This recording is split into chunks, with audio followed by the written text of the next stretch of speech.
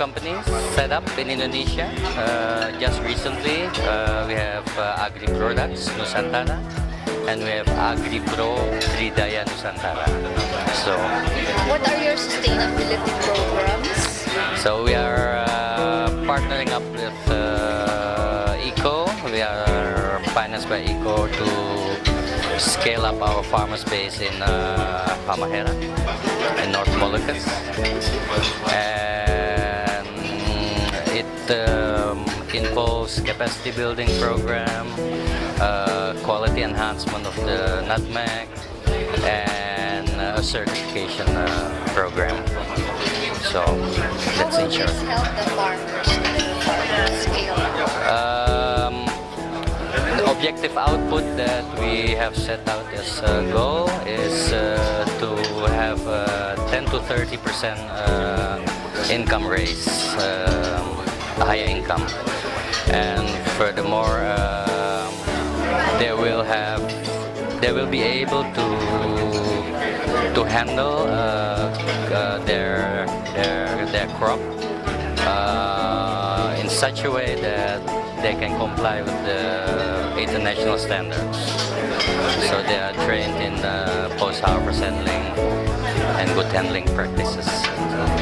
And what do you get in return? I mean, the company, when the farmers' incomes are better, they are more trained. Yes. What do you get in return? It is in the first place our belief that a business like ours should be sustained in such a way that the supply chain can be secured in terms of the flow of the goods, right? That in the first place, and you can only do that if you have a relationship with the farmers, and a relationship in the sense that in the end we are no strangers like that. So, and furthermore, the certification of the commodity will also add to the image of our company. It will have, let's say, the buyer, the off-taker will have confidence that the goods will be of a certain quality that will meet the EU requirements. Or, for example, last question: how would you encourage other companies to do the same, like have sustainability programs and helping communities as well? It's a choice that the company has to make. In the first place, it is the demand in the market is growing. The awareness in European countries or American countries concerning sustainable production is growing. So if a company wants to survive in the next decade, they have to go green. So they have to go, yeah. And going green also involves human rights. Yes, it's as I said in the conference, it's ingrained in the principles of the sustainability standard.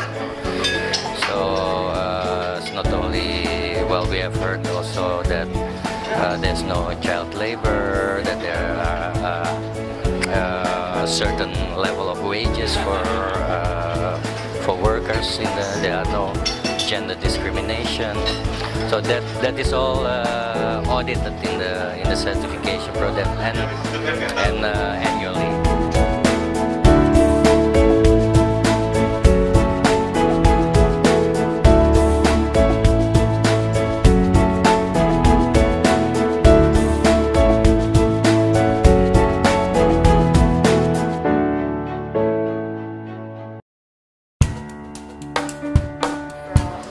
I represent Kadin in this event, the Indonesian Chamber of Commerce.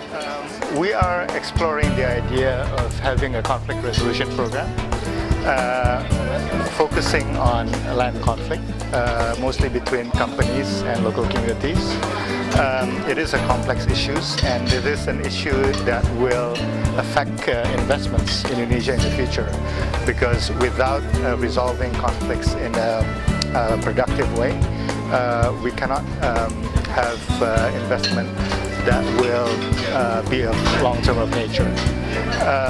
And also, this is related to Kadin's commitment to sustainability, because if we resolve land conflicts, we will also reduce pressure on our natural forests, because we can have agricultural investments in degraded land. What are the positive impacts of resolving conflicts in businesses? The positive impact is that there will be a certainty of business.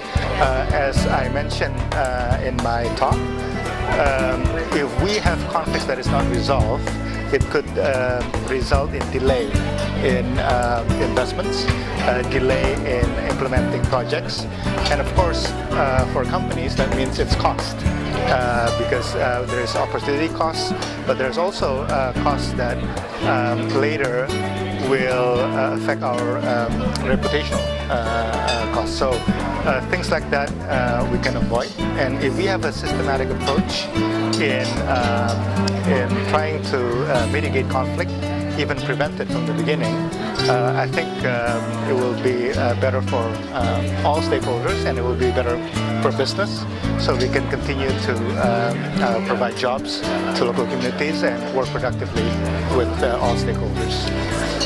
How would you encourage companies to do this thing? As I mentioned in my talk, I think what we need to do is to build awareness that this is an issue that we can work together. Some companies feel that it's their own issues. It's not something that they're ready to share. But it is important to have a systematic approach so that we share the same framework when we approach these issues, so that we can learn, we can exchange lessons from each other. So what we're doing is to keep talking to our member companies, maybe organize events, talk to decision makers, to say that there is a solution, and there is a solution that is not just done by individual companies, but there's a solution that can be achieved by collaborating with civil society organizations, government, and local communities themselves. Thank you very much. Thank you.